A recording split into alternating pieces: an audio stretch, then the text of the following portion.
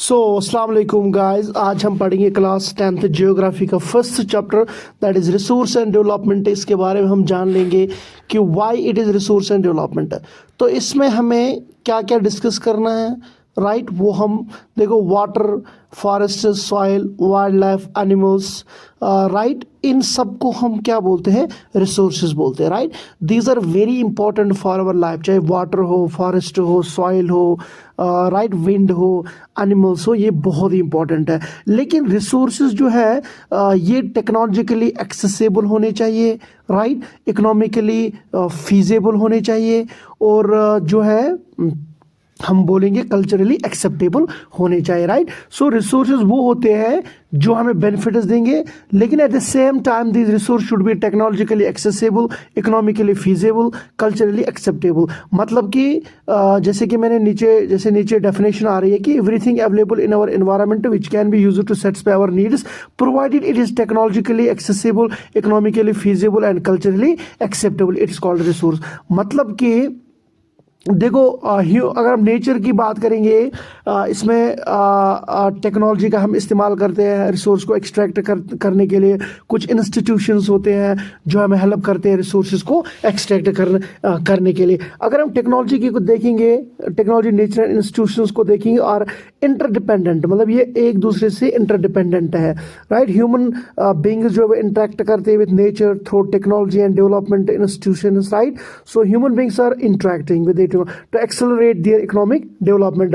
मतलब जो human beings है, अगर हम देखेंगे क्लासिफिकेशन ऑफ रिसोर्स की बात करेंगे, राइट। सो इसके on the base of classification जो है हमने रिसोर्सेज को on the base of origin देखा, on the base of exhaustibility देखा, on the base of ownership की बात करेंगे, on the base of status of development की बात करेंगे। तो अगर हम देखेंगे पहले on the base of origin की अगर हम बात करेंगे, इसमें हम देख रहे हैं कि इसमें बायोटिक एंड एबायोटिक रिसोर्स आते हैं। तो बायोटिक रिसोर्सेज क्या होते हैं? बायोटिक रिसोर्सेज जो है वो रिसोर्सेज जो लिविंग थिंग्स से ओरिजिनेट की, जैसे प्लांट्स हो गया, एनिमल्स हो गया, फिशेस हो गया, ह्यूमन बींग्स है, ये सारे बायोटिक रिसोर्स है, मतलब लिविंग जो होंगे वो the resources which are obtain from biosphere and contain life and are called biotic resource. मतलब वो रिसोर्स जो हमने बायोस्फीयर, मतलब बायोस्फीयर होता है एक ऐसा स्फीयर जहाँ पे लाइफ पॉसिबल हो, और कंटेन लाइफ मतलब इनमें लाइफ होती है, तो उन्हीं को हम क्या बोलते हैं, बायोटिक रिसोर्स बोलते हैं। इसके साथ biotic resources simply non living things होते हैं, जैसे रॉक्स हो गया, मेटल्स हो गया, वाटर हो गए, सॉइल हो गए, मिनरल्स हो गए, सनलाइट हो गया, टेम्परेचर हो गया, ये सारे क्या होते हैं, biotic resources. The resources which are composed of non-living things and do not contain life are called abiotic resources। मतलब कि नॉन लिविंग है और इनमें कोई लाइफ नहीं होती। चलिए आगे चलते हैं, फिर हम देखेंगे on the base of exhaustibility पे अगर हम देखेंगे तो इस पे हमने देखा कि सबसे पहले रिन्यूएबल रिसोर्स होते हैं और नॉन रिन्यूएबल रिसोर्स होते हैं। Renewable resource are those resources which can be renewed in a very short period of time. मतलब कि जो ह्यूमन लाइफ की स्पैन होते हैं, राइट, उसमें जो रिसोर्स हम रिन्यू करेंगे उनको हम रिन्यूएबल रिसोर्सेज बोलते हैं। जैसे हमारे पास सोलर एनर्जी है, विंड एनर्जी है, हाइड्रो एनर्जी है, जियोथर्मल एनर्जी है, बायोमास एनर्जी है, ये सारे examples of renewable resources, because these resources can be renewed in a short period of time. The resources which can be renewed are reproduced by physical, chemical and mechanical process are called renewable resource. मतलब वो resources जो हम किसी भी physical, chemical and mechanical process से renew कर सकते हैं in a short period of time, उन्हीं को हम रिन्यूएबल रिसोर्सेज कहते हैं। अब नॉन रिन्यूएबल रिसोर्सेज की अगर हम बात करेंगे, those resources which can not be renewed in a short period of time, they takes millions of years to get renewed. जैसे कोल है, पेट्रोलियम है, नेचुरल गैस है, मेटल्स है, न्यूक्लियर एनर्जी है, ये है। The resources that can be renewed are reproduced immediately once they are exhausted, they takes millions to regenerate are called. मतलब इनको मिलियंस ऑफ ईयर्स सिंपली लगते हैं क्या करने के लिए, रिजनरेट करने के लिए। उसके बाद हम देखेंगे on the base of ownership के बेस पे। ओनरशिप के बेस पे हमारे पास 4 टाइप्स के रिसोर्स होते हैं। एक होता है इंडिविजुअल रिसोर्स होते हैं, राइट, कम्युनिटी ओनर्ड रिसोर्स होते हैं, और नेशनल रिसोर्स होते हैं, और इंटरनेशनल रिसोर्सेज होते हैं। तो इनके बारे में बात करें। देखो इंडिविजुअल रिसोर्स वो होते हैं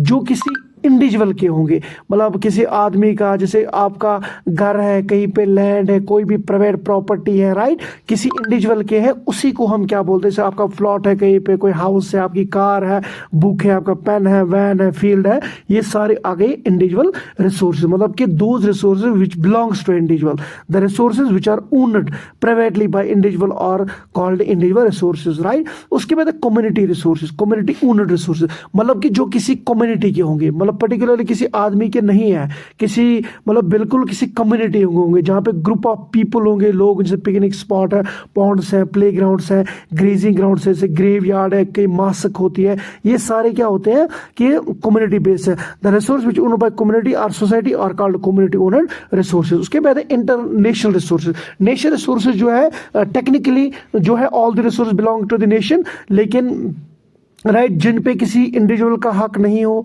right, government has a legal power to acquire even private property for the public good, मतलब कि अगर गवर्नमेंट चाहेगा वो प्राइवेट जो प्रॉपर्टी उस पर भी कब्जा कर सकते हैं, जैसे मिनरल्स हो गए, वाटर रिसोर्स हो गए, फॉरेस्ट हो गए, वाइल्ड लाइफ हो गए, ये सारे क्या हो गए, नेशनल रिसोर्स हो गए, राइट। तो टेक्निकली सारे रिसोर्सेज जो है वो नेशन के ही होते हैं, राइट। जैसे कि अगर हम देखिए 12 नॉटिकल माइल्स तक जितने भी रिसोर्सेज हैं वो सारे किनके हैं, वो एक नेशन के हैं जो ओशन में, right. All the resources which are under the control of state and union territory are called national resources, मतलब वो सारे रिसोर्सेज जो किसी स्टेट या किसी यूनियन गवर्नमेंट के अंडर होंगे उन्हीं को हम क्या बोलते हैं, नेशनल रिसोर्स। उसके बाद इंटरनेशनल रिसोर्सेज, मतलब कि पूरे दुनिया, मतलब पूरे जो इंटरनेशनल, जो मतलब इंटरनेशनली जिनका वैल्यू होगा, मतलब उनको हम बोलते हैं इंटरनेशनल रिसोर्स। जैसे इंटरनेशनल इंस्टीट्यूशन है कोई, ठीक है ना। एंड इसी से ओशंस की अगर हम बात करेंगे, जैसे कि मैं 200 नॉटिकल माइल जो ओपन ओशन है, उनमें 200 नॉटिकल माइल्स तक जितने भी रिसोर्सेज है वो सारे इंटरनेशनल रिसोर्सेज कहलाते हैं। वो सारे जो है क्या कहलाते हैं, इंटरनेशनल रिसोर्सेज कहलाते हैं, right. So the nature which are not owned by any specific country which regulates by the international institutions such as resource are called international resources, मतलब वो रिसोर्स जो किसी स्पेसिफिक कंट्री के नहीं होंगे। उसके बाद हम बात करेंगे on the base of status of development पे, हम देखेंगे हमारे पास 4 टाइप्स के रिसोर्सेज हैं। पोटेंशियल रिसोर्स है, हमारे पास डेवलप्ड रिसोर्सेज है, हमारे पास स्टॉक रिसोर्सेज है, हमारे पास रिजर्व्ड रिसोर्सेज है। तो पोटेंशियल रिसोर्सेज क्या होते हैं कि वो रिसोर्सेज, मतलब जैसे गुजरात एंड राजस्थान है, यहाँ पे जो सोलर एनर्जी है बहुत बड़ा पोटेंशियल है सोलर एनर्जी का, but we don't have a proper technology to use this energy, कि हमारे पास उतना एनर्जी, हमारे पास उतनी टेक्नोलॉजी नहीं है कि हम इन रिसोर्सेज को प्रॉपरली एंड 100% इनको यूज़ कर सके। सो उनको हम बोलते हैं, लेकिन पोटेंशियल है, मतलब किसी जगह पे अगर कोई पोटेंशियल है किसी चीज़ की, लेकिन हमारे पास टेक्नोलॉजी नहीं है उसको मतलब एक्सेस करने की, so that is called the potential, उन्हीं को हम बोलते हैं पोटेंशियल रिसोर्सेज। जैसे गुजरात राजस्थान की बात करें, वहाँ पे विंड टर्बाइन्स होते हैं, यहाँ पे बहुत ज़्यादा इन्वेस्टमेंट मतलब करनी है, हमारे पास बहुत अच्छी टेक्नोलॉजी होनी चाहिए, तब हम इन रिसोर्स को एक्सट्रैक्ट कर सकते हैं। The resource which are found in region and they have potential to satisfy human needs, ठीक है ना, मतलब कि human needs, but their utilisation has not been started, उनकी यूटिलाइजेशन अभी स्टार्ट नहीं किया because technology is so expensive, मतलब कि पोटेंशियल है उस जगह पे रिसोर्सेज का, लेकिन टेक्नोलॉजी नहीं है भाई हमारे पास कि हम इनको एक्सट्रैक्ट करें, यूज़ करें। जैसे एग्जांपल मैंने राजस्थान गुजरात दी, सोलर एंड विंड एनर्जी का बहुत ये है उनके पास। उसके अंदर डेवलप्ड रिसोर्सेज वो होते हैं जैसे कि जो किसी जगह पे हमने डेवलप किए होंगे, जैसे सर्वे पे, क्वालिटी, क्वांटिटी पे डिपेंड करते हैं डेवलप्ड रिसोर्सेज, मतलब जो ऑलरेडी डेवलप किए गए हैं, मतलब जो आपने बनाए हुए हैं रिसोर्स, जैसे कोल है, पेट्रोलियम है, आयरन है, रिवर्स है, ये सारे डेवलप्ड रिसोर्सेज है, क्या हमने इनको डेवलप किया है।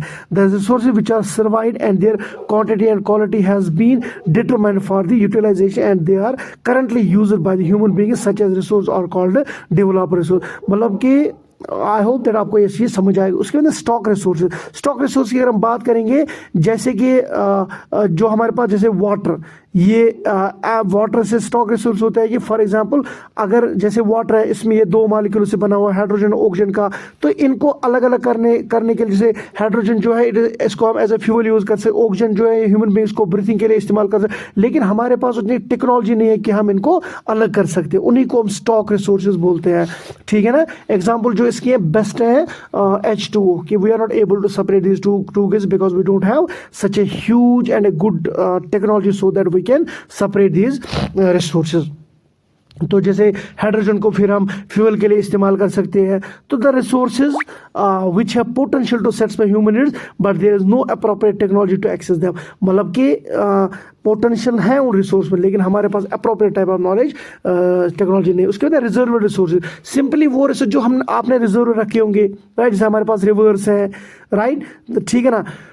टेक्नोलॉजी की अगर हम बात करेंगे, ठीक है ना, जैसे रिजर्वर्स फॉर फ्यूचर जनरेशन के लिए हम देखेंगे, जैसे हमारे पास मैंने बोला डैम है हमारे पास, या रिवर्स है, फॉरेस्ट्स हैं, इनको हमने फ्यूचर जनरेशन के लिए रखा है ताकि जो फ्यूचर जनरेशन आएगी इनको कोई इम्पैक्ट नहीं पड़ेगा, उन्हीं को हम क्या बोलते हैं, रिजर्व रिसोर्सेज हम उनको बोलते हैं, राइट।